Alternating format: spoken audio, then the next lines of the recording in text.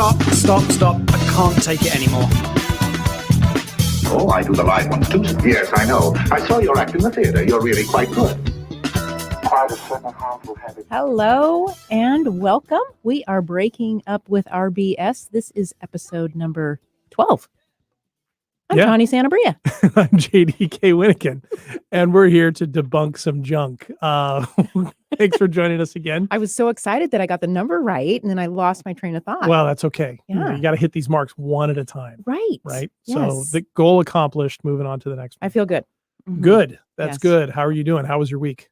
My week was busy, good. Lots of fun stuff over the weekend. So that's good. Yeah. That's good. Yeah. Same for me. I've been noticing that time for me has just been sort of flowing of late. So nice. Yeah, it's interesting. So okay, well, welcome to everybody to episode 12. Welcome to everybody. Welcome to everybody. Welcome. Oh, okay. That's nice. That's a way to do we're it. We're just tripping all over things. Thanks for coming back and joining us again. And if you're listening on live this morning, good morning. Otherwise, you can catch this as a podcast on your favorite platform. You can watch the video feed of this and watch us be goofy, see what this actually looks like to stumble over our words on video. At our YouTube channel, just look up Breaking Up with RBS, spell out the word, and you'll find it. You can also join our Facebook group under the same title, Breaking Up with RBS, and get some stuff in between and give feedback on what you're hearing here, ask questions, that type of thing. And boy, since last time we had some feedback. Yes. Didn't we? Yes. I love all the feedback. We get a lot of feedback. We do. It's great. And it's nice to know that a lot of this resonates. Mm-hmm. It's also, we're also, we were made aware of something pretty important. Mm-hmm. Since last time. Yes. Yes. Well, because people relate to what we're saying. Mm-hmm. And so they may sometimes have different feelings about what we're saying. Mm-hmm. And we just thought it might be helpful to be really clear around anything that we talk about is really us being curious, and also speaking from our own experiences, but then also no judgment. Like, not that there's a right way to do things. Like, there's just this possible other way that might take some pressure off if we choose to explore it. Yeah. It's kind of like reverse engineering some of our assumptions or our the things that we build our views around things on, just kind of examining them just for the sake of examining them. The idea of maybe there's a better word for something. We spent a lot of time on that, right? People pointed that out. Yes. That we take words like trust and authenticity and other things, and we sort of break them up and say, maybe this word is better. Maybe this one is. Yeah. There's stories around all of them. It can be. Right? Yeah. And there's a lot of just sort of taken for granted ideas and beliefs about things. Mm-hmm. And sometimes we've never really sat down and thought, let's dive in and really kind of dissect this a little bit. Absolutely. And there's times too that, it's not like you and I are experts but somehow we don't do that. We do, but that's what we're talking about. So for those of you listening, sometimes it's in real time what we're doing. Like, we have an idea of what we want to talk about when we come in here. Yes. But a lot of this gets done in real time. Right. So we're examining it as much as you might be as you're listening to it. So we just wanted to be clear about that. We're not trying to pull the rug out from under anybody. No, just trying to help where we might be able to offer some help, different ways, maybe a new perspective, maybe not, maybe something that triggers something, but then just gives you an opportunity, myself an opportunity, JD, you're an opportunity for you or anybody else who's listening, just to kind of dive in a little bit. Yeah, and a safe space to do it. Yeah. Right. And certainly, to examine things, is always good. So anyway, so based on the feedback we got, we wanted to be clear about that right at the outset. Absolutely. So just stick with us all the way through. Yeah, stick with us. Like, if you're wondering on something, just stay with us, and there'll be hopefully a payoff at the end. And certainly, if there's anything that we haven't covered or you're wondering about, reach out to us, and we'd be happy to talk about it. So so what are we talking about today? Well, last time we were talking about needing to know what's coming next. That was a really good conversation. There was a lot to that. And based on not just feedback, like we just mentioned, but also just kind of thinking afterwards, I had this thought about there's almost, for me at least, as I shared last time, knowing what's coming next was a really chronic problem. Like it was a constant. I didn't even know it was a problem. Mm-hmm. Well, there was a second part to that, Hmm. that comes out of that I could take anything happening in the moment, usually something difficult, Mm-hmm. and turn that into the harbinger of doom for everything that was going to follow.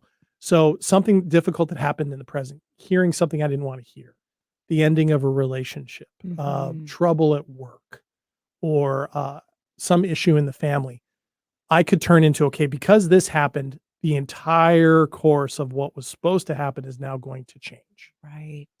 It's, I guess, Wow. catastrophizing is the right word. Yeah. Yeah. Okay. That is. That's the second part. And I know that there are people who relate to this, Mhm. who listen to this show. Mhm. You can take those difficult things and turn them into a disaster, or the other way, something good. This means my luck has changed, or, Mhm. it's all gravy now, or wow, things are looking up. And Mhm. then, when something difficult happens, it's like getting punched in the stomach, right? Again, stories Yes. both directions, as we talked about last time. So I'm Mhm. wondering if is that something that you see Mhm. a lot, that catastrophizing, taking a moment and turning it into something with a story Mhm. bigger than it is. Yes, it's protective in nature. Right. Sort of like um if I can prepare myself for this doom and gloom, at Mhm. least I'll know how to manage. Right. And did you ever really were you ever really prepared when you were doom and glooming? Never, Never. Yeah. never. Okay, so it never really worked. No, it doesn't work. And really what I would do is, because it never happened the way I thought it would, right? Right. Right. I could build up 6 or 7 different scenarios. Mhm. Again, good or bad. Mhm. Mhm. And I can't remember one time where I went, there it is. I got it. That's exactly what happened. I predicted it. I knew it, blah, Mhm. blah, blah, blah, blah, blah, blah. Mhm. Yeah. Never. Not the way, not at least the exact way that I expected. No. Yeah. In fact, I just made myself miserable the entire time. And more often than not, there was no outcome like it, good or bad. Life just continued. Yeah. And part of that is just creating all of those can be stimulating. Mm, Right? So sometimes if we tend to be an overthinker anyway, or a perfectionist or an overanalyzer or needing to know what comes next, right? We're in this thinking mode constantly. mhm, So we'll come up with something else and something else and something else, or this, or how bad it's going to be, or how to keep it from getting how bad it's going to be. mhm. But all of that's very stimulating too. So we get hooked. We can be hooked on the stimulating factor Oh, man. also. Right. So we could be feeling like, oh, well, I'm not completely miserable that I've come up with these 6 or 7 things that may or may not happen. Right. I don't feel terrible. Right. It does give you something to do, Mhm, but it doesn't allow you to be present in the moment and sort of connected and soft in your body. You're tense and contracted, right? mhm, And protected mhm. and kidding and in the past or the future. And not really showing up for whatever might be around me, No, not at all. other people, Mhm. job, interests in life, self-care, Joy. joy. Yeah. I mean, it's I could go full internal, Yeah. deeply into my mind, deeply into my body without recognizing that I was doing that. Not in a good way. No, and then you're in your fight or flight Totally. or your freeze, Mhm, and so you're revving up the body too. mhm, So you might feel energized, mhm. kinda, sorta, Yep. but it takes a toll. It does. And I talk about the body in that regard. Um, I don't know if everybody's different. You would know better than I would, but for me, I would curl up. Yeah. Like I'd hunch up, my shoulders, my legs would end up getting pulled up. Or I'd, lay on my side and pull up, Mhm. in bed or whatever, just kind of making myself More the freeze. small. Yeah. Yeah. Immobilized. Yeah. Yeah. Mobilize and pulling in. Mhm. And man, just talking about it, You can I can feel it. feel it. Yeah. Yeah. It's interesting. So that catastrophizing for me was a real issue connected with needing to know what's happening next. And so if I didn't know what was going to happen next, I wanted to come up with 6 or 7 or however many scenarios. Hmm. The problem with that is that then I'd be like, okay, how do I react to each one of those? Right. And it reminds me of 2 things. The first thing it reminds me of is when I was doing dissertation work overseas in foreign countries, and in Germany in particular. And my German's okay, but I would go places and I knew I needed to buy a roasted chicken or something like that for dinner. Mhm. And so I'd come up with, I'd create 3 sentences, like 3 things I needed to say. And then I'd come up with 4 possible responses that the person could give me in German. And then I'd be able to respond to that. Not once in months over there did anybody respond with one of my pre-prepared questions. Not even for something so well thought No, out not even and for planned that. and needed and maybe needed even, right? Not even for that. Not even for that. And Oh. it was just, it sort of reminds me of that. And so, all the preparation when all I needed was just a chicken, right? Just, and in Germany, a lot of people know English. So, it's not a disaster, right? If you don't get it right. So that reminds me of one of those, all that preparation for nothing, waste of time. Yeah, totally. The other thing it reminds me of is that scene in When Harry Met Sally back in 1987, when Billy Crystal's character says he reads the last page of the book first. Mm-hmm. Oh, yeah. So that if he dies before the end, he knows how Yes. it ends. And and Sally says to him, well, in the meantime, he just says, all I know is just when everything goes down, I'll be better prepared for it and you won't. And she says, and in the meantime, you ruin the rest of your life waiting for it. Right. Yeah, it's a good point. Right. Excellent point. Yeah, for them. That's what it reminds me of, those 2 things. And how much could we have, if we would have just internalized that Right. at the time? I mean, that was a while back. A while back, 1987. Yeah. I know. Wow. I just feel really old saying that. Yeah. Anyway. Well, we're both really old. Well, whatever. older It's than some. Wiser. Wiser. More present. Yeah. There we go. Yeah. So with that, how do you take apart that catastrophizing? Like what are some key things with that in terms of recognizing that, softening, certainly, as we've talked about, helps reduce that. But what comes to mind for you with all that? Yeah, that's such a complicated one in a lot of ways because again, the stimulation piece is a part of it. Like, what else do I do if I don't anticipate? Yeah, I need to anticipate. Like, what else do I do? it's true. Right. So there is that part. Like, so the first step is really noticing, oh, this has happened. Am I here right now? Am I in catastrophe land? Mm-hmm. Do I feel like I have to do something? Right. Yeah. Or just preparing for. I mean, I don't know how many times I've heard clients say to me like, well, if I know how bad it can be, then I'm not going to be disappointed. Also, like if it doesn't. That's such a BS story. Right. That's such BS because that never helps. Right. You're still going to be disappointed. If it's a disappointing thing that comes next, you're going to be disappointed. I mean, like that's just, but we don't need to prepare for that necessarily. Right. We're just going to, if we're present, if we're here, we're just going to experience it and we're probably going to be okay. Oh, yeah. Right. It's the anticipatory stuff. Ugh. It's the expectations. We talked about expectations last time. Yeah. Yeah. Right. And it's like I compared it before to like throwing gasoline on a fire when you think it's water. Like you think that anticipating things are going to help. Yes. But they don't. No, they just get you revved up. Heart rate increases. Oh, yeah. You don't get enough sleep. Mm-hmm. Right. You may be emotionally eating. Mm-hmm. Right. You're not moving as much, perhaps. Mm-hmm. So lots of things are happening to your system. Yeah. That's not in its benefit when you've got to anticipate all the things all the time from a headspace. Right. Or you're protecting yourself, right? Well, it is protection. Yeah. Yeah. That's what it is. Yeah. Because it can be both, what do I do next? And it can also be, what do I prevent next? So like, where do I go? What do I block?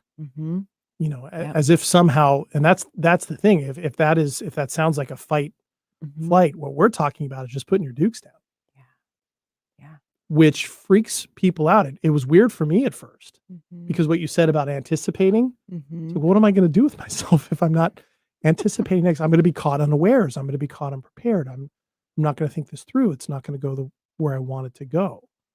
Again, that headspace Yes. piece. Yes. You know, I had to learn that I kind of knew internally, body wise.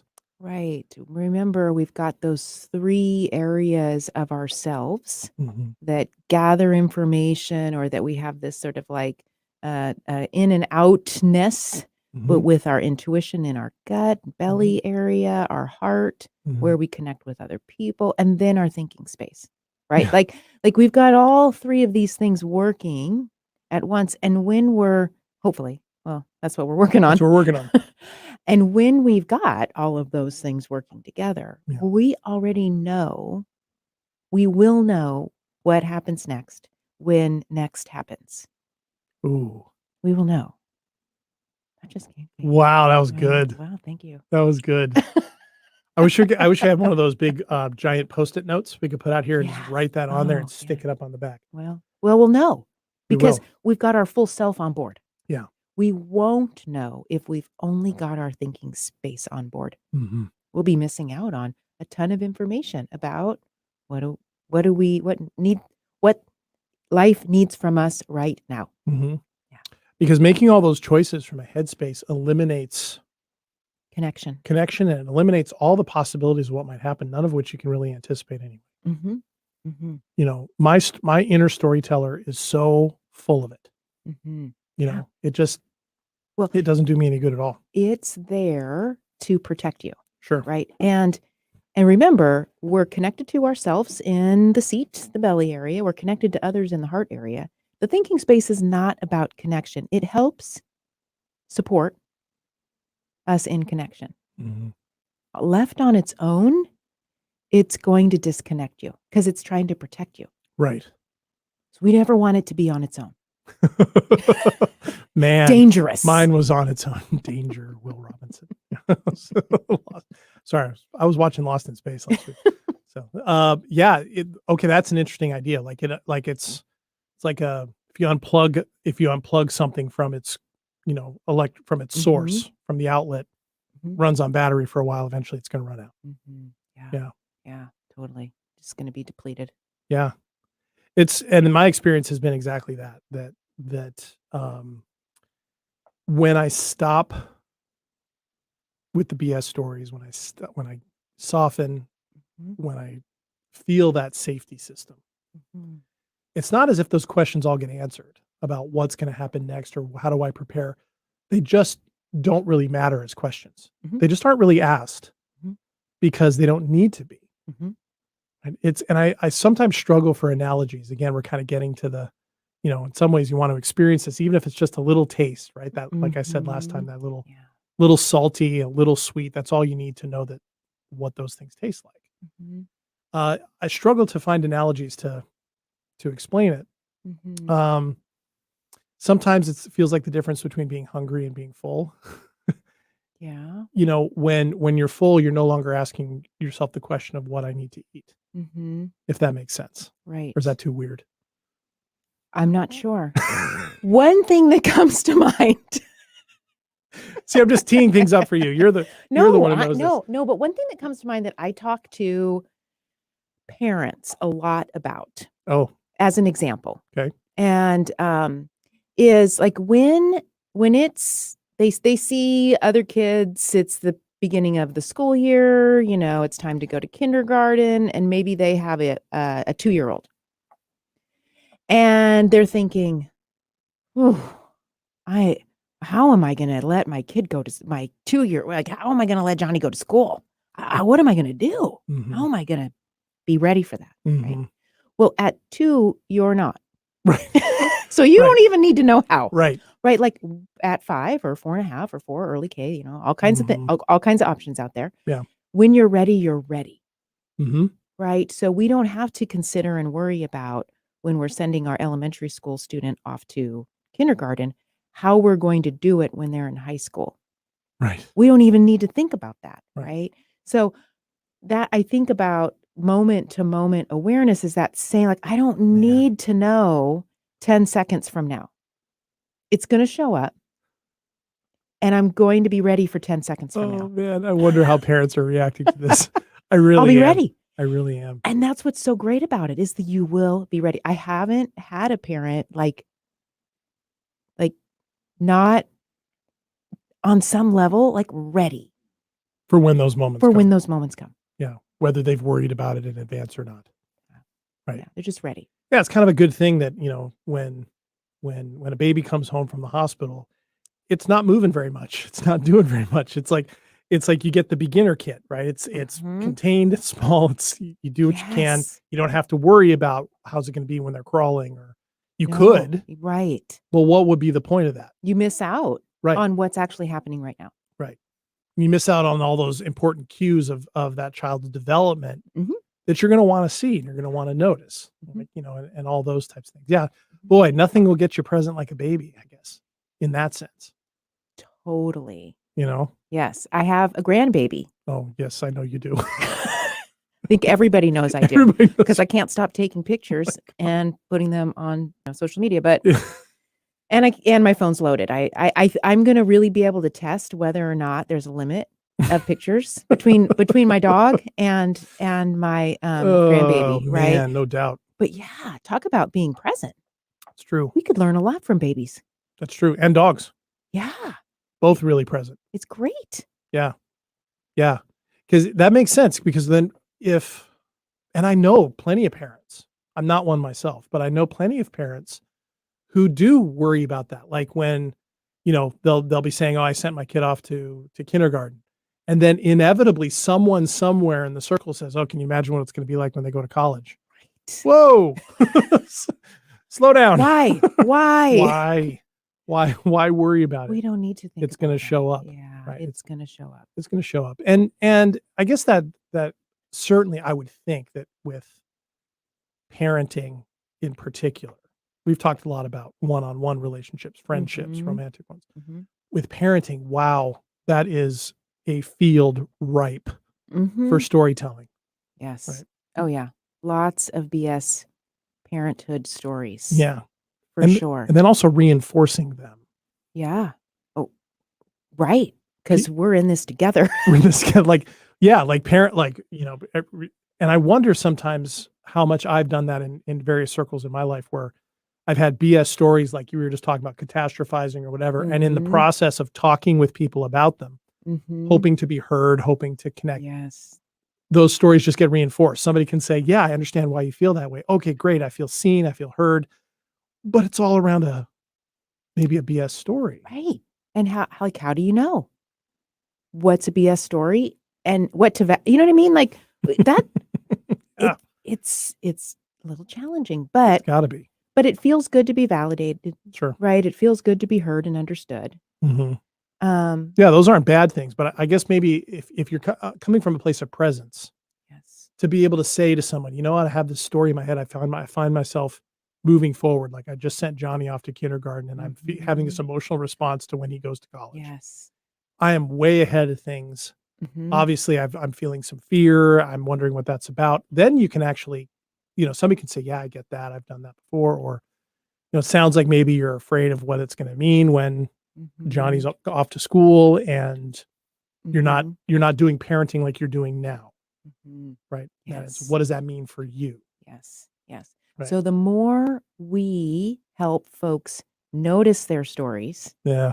when we're in conversation about all of our stories, Mhm. we're going to be able to help each other out a little bit better instead of just supporting and validating and saying, "Yes, me too." Yeah. Right? We might actually be able to. Help them diffuse things. Yeah. I've seen it so many times, and I've done it myself, where I know somebody is struggling with something or is amped up about something or catastrophizing, talks to their most trusted friends, Yes. feels validated, Mhm. but they don't feel any better Mm-mm. when it's done. Like it didn't take care of the problem. Mhm. Right. And I sometimes think that, and I've done this before too, thinking that if I just vomit out all my stuff, Yeah. Mhm. that I'll feel better. Yeah. Right. That'll take care of the problem. Okay. If I just confess all this or just admit all this, and it raises some questions about, that for its own sake Mhm. only goes so far, particularly if you're not connected to yourself, you're not Yeah. connected to Yeah. the Yeah. moment. Yeah. You might have tired yourself out a little bit, so maybe you're ready for a nap. I don't know. And tired out your friends. You just Right. Everybody's ready for a everybody's nap ready after to that. Oh my gosh, I just talked to so and so. But I love this parenthood thing. I want to talk more about this parenthood thing. Okay, go with it. Yeah. Go with So I don't know how much are we. Oh, we're getting close. We're getting close. We might have to save this for. I think this is good, actually. I again, I don't have direct experience being a parent, but I have been parented. So you have your own unique experience. I have my own unique experience. That's right. And certainly I've in my career life, I've worked with kids and I worked in education for a long time. Yes. So you've talked to a lot of parents. I have talked to a lot of parents, and I admire parents. I don't, not being one, I don't know how y'all do it on some level. I don't know how y'all do it. Yeah, it's rough, and you just yeah. But beautiful too. Oh it yeah, seems like. Yeah, all those things. all the things. All those things, and but I can imagine, because it's such a profound experience, human experience, and it involves, children that are either directly created by you or you are responsible for raising. That is, wow, a lot of stories in that area, probably more so than most areas of life, I would think. Yeah, it's long term. Yeah. You're learning and growing together. Yeah. And creating stories. All right. Well, together. then next time let's pick up with this. So we'll talk more about parenting next time. So wow, this was great. Awesome. Yeah. All right. Well, we stumbled at the beginning, but we figured it out. So I knew we would. We would. Yeah. Exactly. No worries. Well, thank you for joining us, all of you, for this episode of Breaking Up with Our BS. Next time, we'll talk more about parenting. Anything you want them to do in the meantime, between now and next time? Again, notice the BS stories. Yeah. Notice and soften. All right. And we'll see you all next time. I'm JDK Winnikin. I'm Tawny Santabria. Take care. We'll see you next time. Oh, I do the live ones too. Yes, I know. I saw your act in the theater. You're really quite good. Quite a certain harmful habit.